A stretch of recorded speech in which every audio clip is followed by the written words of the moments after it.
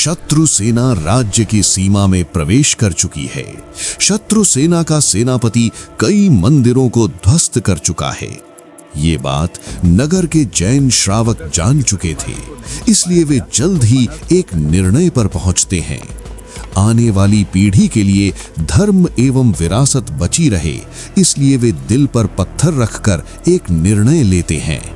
ये कहानी है भारत के प्रत्येक जैन अतिशय क्षेत्र की। ये फिल्म है हमारी जैन विरासत के बारे में, जिसे हम भूल बैठे हैं।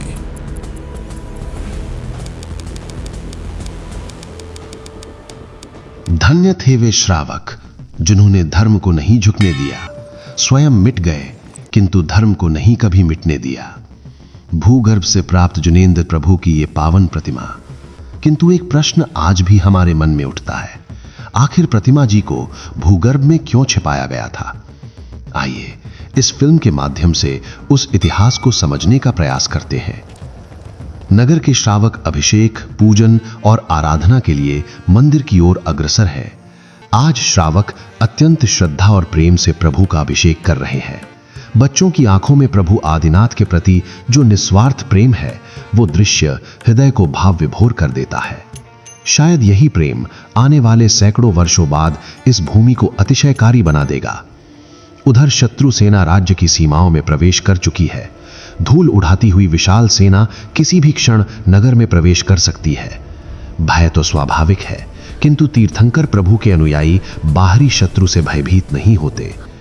नगर के जैन श्रावक भली भांति जानते थे कि शत्रु उनके मंदिर और प्रतिमा को हानि पहुंचा सकता है।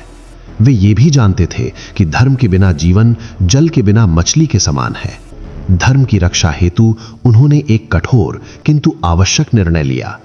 हृदय पर पत्थर रखकर उन्होंने वो कदम उठाया जो आने वाली पीढ़ियों के लिए धर्म को सुरक्षित रखेगा। उन्होंने फावड़ा और कुदाल उठाई और भूमि को खोदना प्रारंभ किया।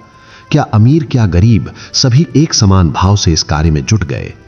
धीरे धीरे अत्यंत सावधानी के साथ प्रतिमा जी को भूगर्भ में विराजमान किया गया।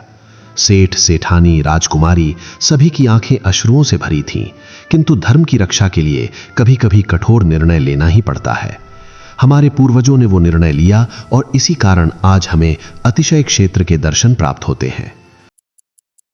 जब शत्रु सेना ने मंदिर और प्रतिमा को क्षति पहुंचाने के उद्देश्य से नगर में प्रवेश किया, तब तक बहुत देर हो चुकी थी। उन्होंने हर स्थान पर खोज की, परंतु भगवान की प्रतिमा उन्हें कहीं भी नहीं मिल सकी एवं भगवान भी उनसे दूर जा चुके थे। धन्य थे वे श्रावक जिन्होंने धर्म को नहीं झुकने दिया। स्वयं मिट गए किंतु धर्म को नहीं कभी मिटने दिया। सैकड़ों वर्षों पश्चात जब प्रतिमा जी पुनः भूगर्भ से प्रकट हुई, वो स्थान श्री जैन अतिशय क्षेत्र के रूप में विख्यात हो गया। अगली बार जब भी आप किसी जैन अतिशय क्षेत्र के दर्शन हेतु जाएं, एक संकल्प अवश्य करें कि हम भी धर्म की रक्षा के लिए पुरुषार्थ करेंगे। अपने बच्चों को मंदिर जाने के लिए प्रेरित करेंगे, ताकि हमारा जिन शासन अनवरत, अखंड और अमर बना रहे।